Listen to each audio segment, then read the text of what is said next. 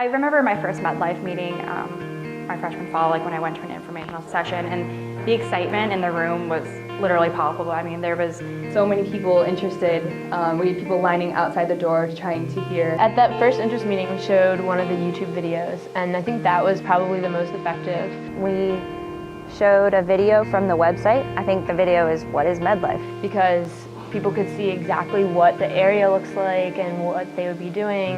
And we showed a PowerPoint about what MedLife was, how it started, what we do, what we fundraise for, some of the projects that MedLife has done in the past. What we were going to do in the future, and that really sparked people's attention as well. We basically started with our mobile clinic and our experience on the mobile clinic and all of our pictures. It's also a great idea to talk to the people in your chapters who have previously gone on a mobile clinic and get them to talk to new members in the chapter. A lot of people had questions about the mobile clinics. A lot of the questions that we got, I think, were just how much does it cost, how do you go about fundraising, and where does all the money go? How much it would cost, what they would be doing. It was easy to answer that because MedLife is an organization that gives 100% of everything that's fundraised to a project or to a specific medical brigade.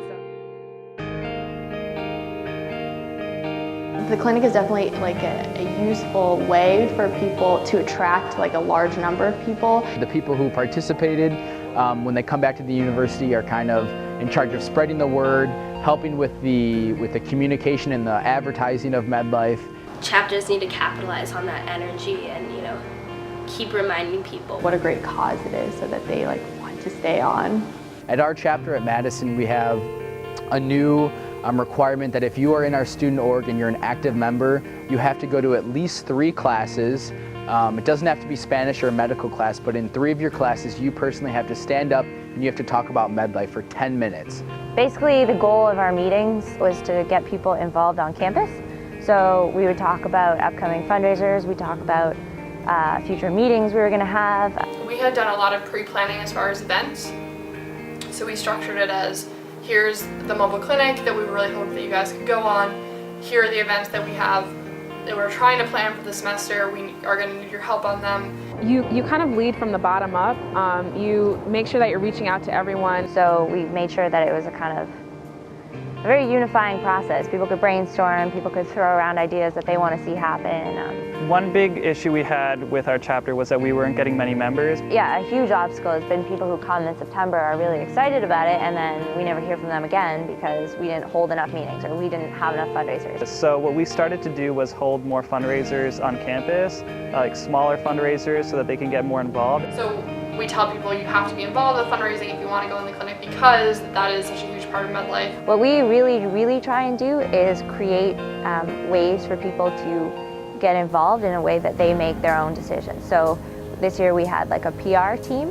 One of the things that we really wanted to incorporate into our chapter was a community health and development aspect. And even more recently, we've tried to reach out to the community around us and do some service in Baltimore, in the area. We partnered with an organization here called Metro Teen AIDS, and we would send volunteers regularly to go work with them from the MedLife chapter. And that has really gotten people into the club, and now we have over 30 members. I think that really helped to get students interested and keep their attention during the semester. When we started at McGill, it was a small group of us, and so as the years went on, that same group of us really felt a lot of passion for what we were doing and really wanted it to be successful. So we spent a lot of time learning about other clubs. I guess our business model is send people on these trips because they'll come back and want to be more involved.